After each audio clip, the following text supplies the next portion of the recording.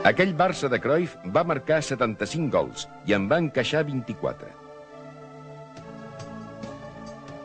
Durant 27 jornades es va mantenir imbatible i en la que feia 29 ja s'havia proclamat campió de la Lliga en guanyar el dia 7 d'abril de 1974 a l'Sporting de Gijó per 2-4.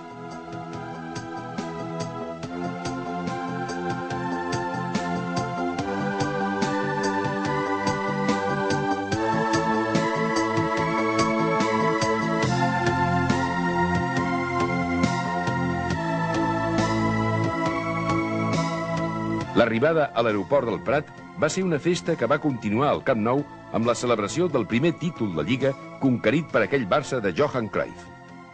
L'holandès també va aconseguir ser el màxim golejador de l'equip amb 24 gols conjuntament amb Marcial.